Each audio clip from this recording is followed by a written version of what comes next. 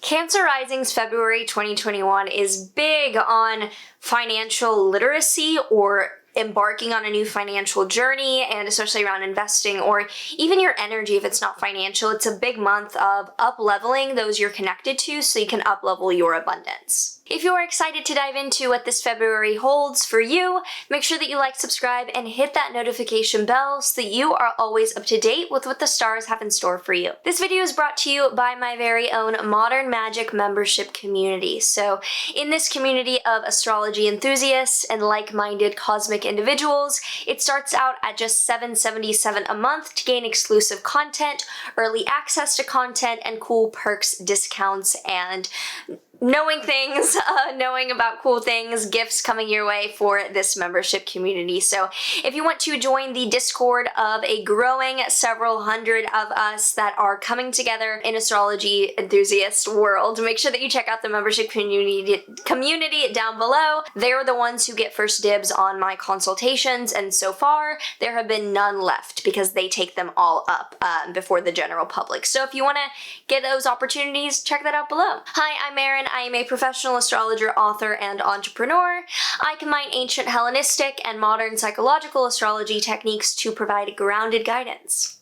And if you have not yet seen your 2021 year ahead forecast, not too late to get a huge head start and see what the year ahead holds in store. So you can check that out. It'll be linked below, or just find it on my channel as well. We start out on the 1st through the 3rd with the Sun in your Aquarius 8th house squaring Mars in your Taurus 11th house. And this is the big dynamic this month, is getting knowledge or getting something started for the long-term project that you're embarking on that requires financial investment that goes against some stubbornness or some disapproval from groups that or friends that you're connected to, where you're embarking on something very serious, very long-term oriented around your 8th house of shared finances, joint assets, maybe even something psychological undertaking or something that involves a lot of trust. And your 11th house of groups and friends is like, nah, that's kind of the energy. On the 5th through the 20th as well, Venus is joining Jupiter and Saturn in your Aquarius 8th house, and it'll be square Uranus and Mars in your Taurus 11th house, and this is a dynamic of feeling optimistic, valued, and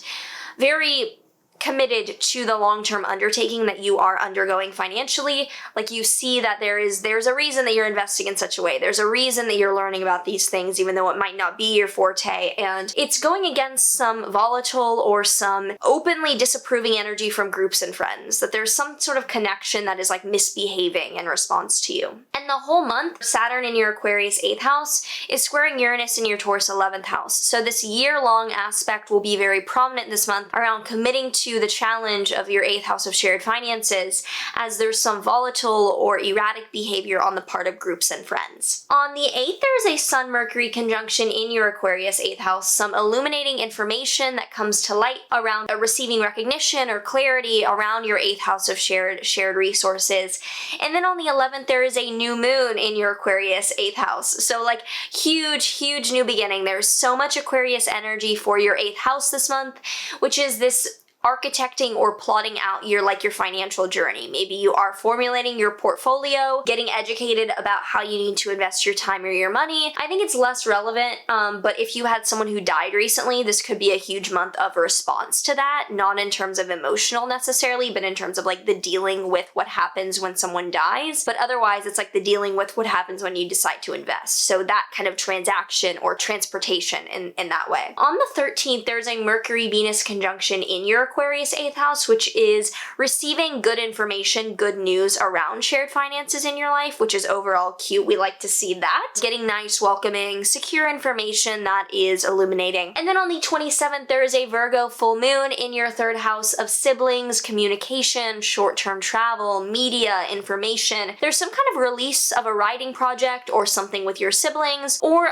a routine as well. A chapter could be ending around your commuting or your day-to-day work routine, or a project that you've been working on for a while. If you have any thoughts, questions, comments coming up for you and your rising sign this month, make sure that you leave a comment down below so we can discuss and see what all of us are going through for this upcoming February. Tarot card for Cancer risings this month. We have the Knight. I almost said Queen because this Knight is female, but I like to see that. We have the Knight of Cups, and the Knight of Cups is how you fulfill your emotional urges. It is what is the mechanism that you use to make yourself feel safe, and as a Cancer, safety is a big priority for you. So thinking about how can I bring myself safety this month? You know, if you're putting a lot into investments, if you are really spreading yourself thin out of long-term goals, this can be an indication to make sure that you're comfortable and that you can sleep at night with the risk tolerance that you're undergoing. Next, for an Amio card for Cancer risings, we have in conjunction, adjustment to make learning through experience. So the in conjunction is 150 degrees between planets. It's not an aspect, it's an indication of not being seen. So if planets are in conjunct, they do not see each other. So think about how your investments and your friends might not be able to see each other right now. Like the people who don't have your back, like they just don't get it. So maybe their opinion is not relevant. Like only take opinions from people,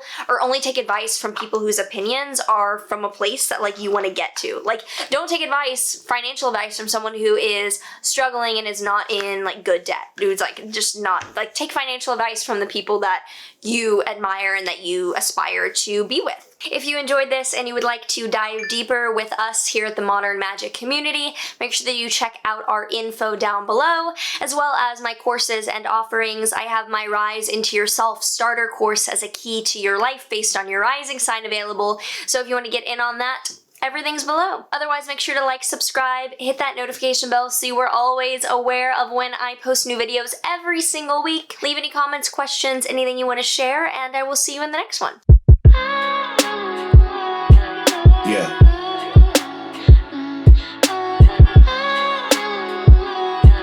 Yeah.